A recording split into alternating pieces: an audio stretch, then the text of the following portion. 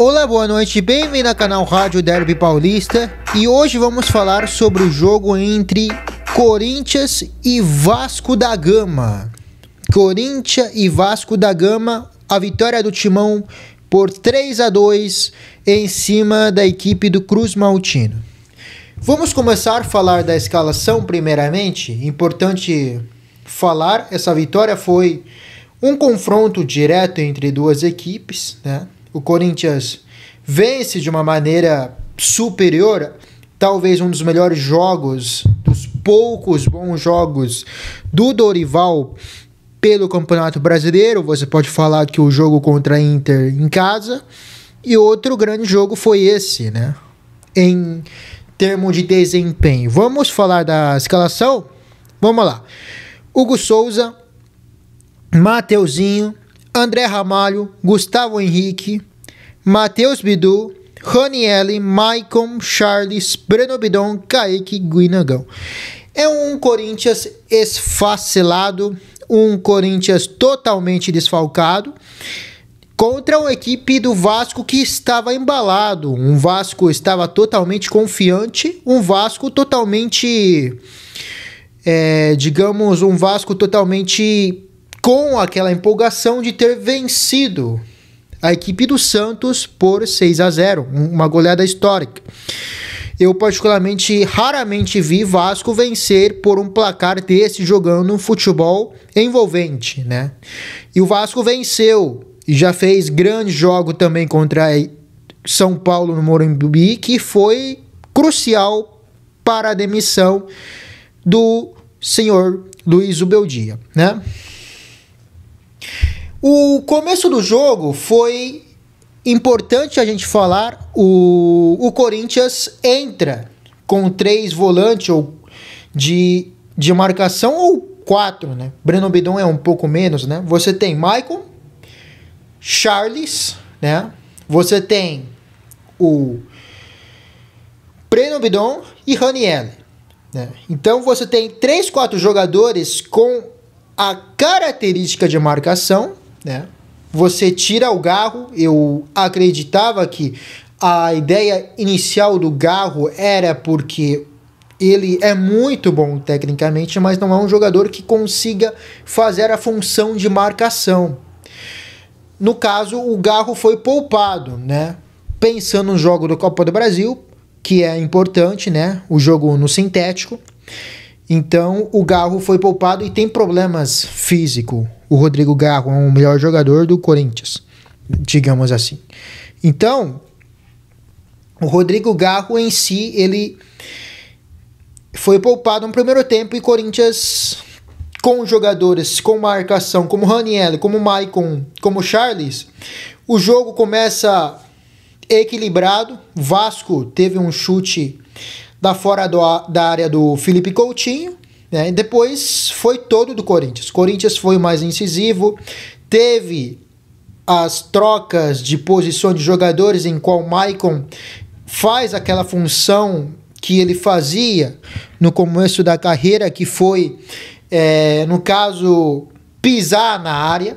E o Corinthians fazia a função, quando tem 3, 4 jogadores de marcação, o Bidon se solta um pouco mais entre o ataque, e principalmente o Maicon, que pisa na área como fazia nos seus primeiros anos no Corinthians, que foi um grande sucesso, né? O Maicon no 2017, que foi principal peça do título do Campeonato Brasileiro, né? Então, as inversões de jogada entre Mateuzinho e Bidu, né? O Corinthians já fazia muito essa função, as trocas, né? O Ranieri tentou uma jogada de saída de bola, a qual fez uma inversão de jogada com o Mateuzinho, né?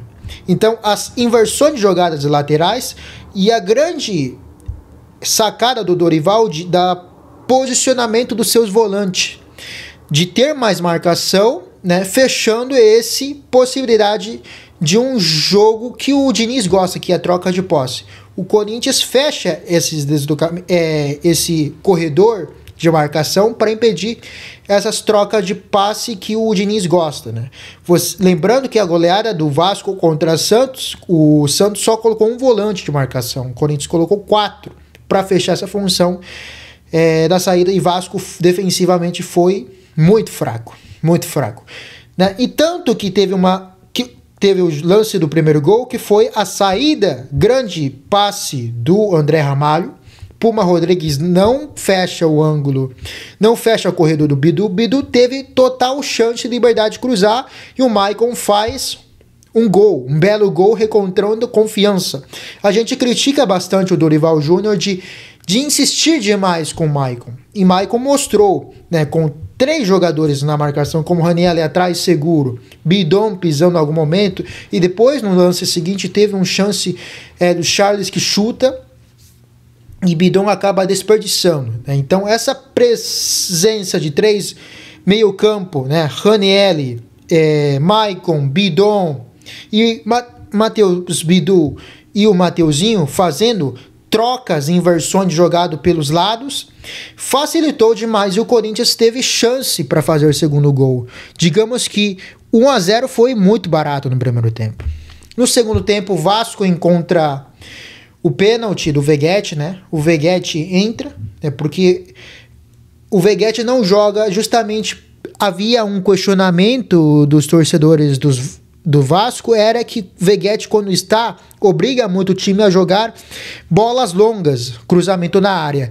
E no caso, o Vasco é um time que joga muito melhor, fazendo tabela, aproximações, a passe em curto, e o Veguete é um jogador que exige mais que o Vasco jogasse bolas longas. Então ele entra no segundo tempo, é com ele que acha o pênalti do Ramalho, que tocou no braço, e o juiz demora uns minutos.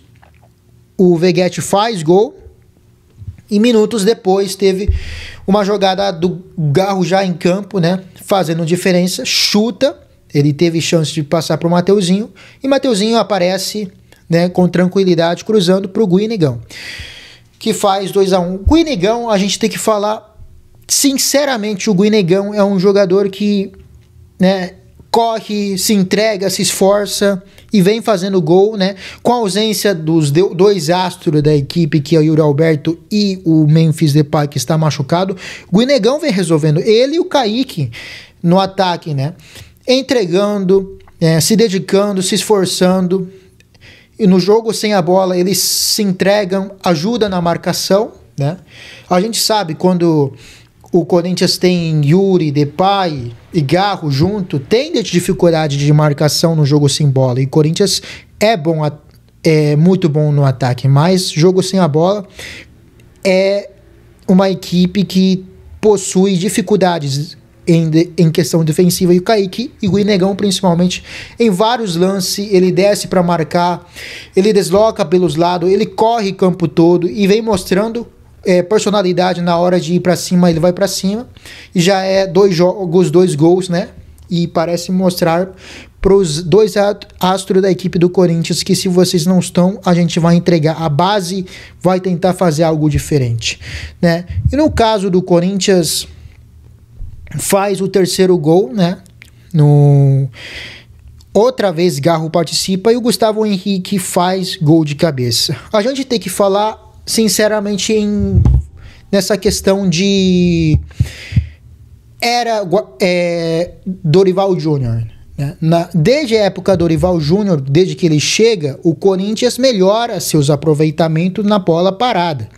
O Corinthians é uma equipe que começa a ter aproveitamento muito boa na bola parada. No gol contra o maior rival, o Palmeiras, o Gustavo Henrique faz gols, né, na bola parada. E hoje, novamente, de novo, acontece isso, que faz 3-1. O 3-2 foi um resultado, digamos, curto para o Corinthians, né? E depois, de novo, esse senhor jogador, ele não tem culpa, que é o Feliz Torre, no caso de transfer ban. O Corinthians sofre transfer ban por causa desse jogador aqui, não tem condição nenhuma de jogar com a camisa do Corinthians. De novo, ele, né, com desatenção gigantesca, Corinthians toma 3-2, gol do Ryan.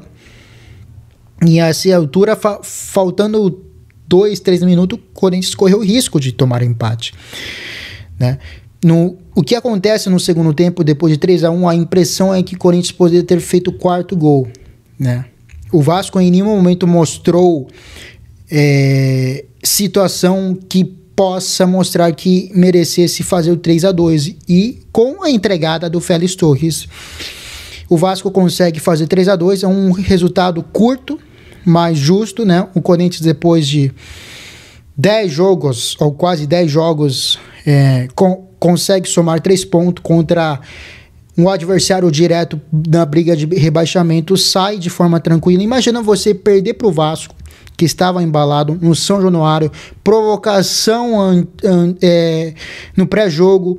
O vascaíno fez todo esse clima, fez borracha da galinha, desenhou o escudo do maior rival do Corinthians para fazer uma graça, né? E você tem jogo na Copa do Brasil quarta-feira, você tem jogo contra o maior rival final de semana. Imagina essa briga pelo rebaixamento, e tinha eleição, vai ter eleição ainda, né? E vamos falar sobre isso no próximo vídeo. Então, o Corinthians precisava ganhar, ganhou, contra um Vasco que, para vários setores da imprensa, o Vasco era favorito. Depois de meter 6 contra um Santos, que venceu o Cruzeiro, venceu o Flamengo, né? Então, o Vasco via no embalo, e o Corinthians fez um jogo inteligente, merecido, e agora vai enfrentar o Atlético Paranaense quarta-feira na Copa do Brasil. E final de semana vai enfrentar o seu maior rival, Palmeiras. Vamos falar em breve, curto, né, do jogo Corinthians e Palmeiras. O Corinthians, desde a época do Ramon Dias, ano passado, Corinthians vem melhorando o aproveitamento contra o seu maior rival, Palmeiras. Claro, é o clássico mais importante para o Corinthians, mas também é um clássico muito importante para o Palmeiras, e também é um clássico mais importante do futebol brasileiro, e nem se dizer futebol paulista, né? No caso, o Corinthians contra Palmeiras tem mostrado os seus melhores desempenhos desde ano passado, quando o Corinthians estava em zona difícil, turbulento, para rebaixamento, e o Palmeiras estava na sua briga, estava líder no campeonato tranquilamente, vantagem sobre o Botafogo. Perde esse jogo, Botafogo encosta, né, e depois teve jogo entre confronto direto também entre o Palmeiras e o Botafogo acabasse saindo melhor. Então vai ter de novo esse jogo no final de semana, o maior clássico do futebol brasileiro, né? De novo, Palmeiras e Corinthians não se cansaram de enfrentar no final do Campeonato Paulista, na Copa do Brasil, né? E agora de novo final de semana. E dentro desse quarta-feira terá a Copa do Brasil. No próximo vídeo vamos falar sobre calendário e isso que pode afetar os clubes Palmeiras e Corinthians, né, que é o objetivo do nosso canal. Podemos falar sobre a eleição do Corinthians. E é isso aí, muito obrigado. Tá em crise, chama o Vasco. Tchau.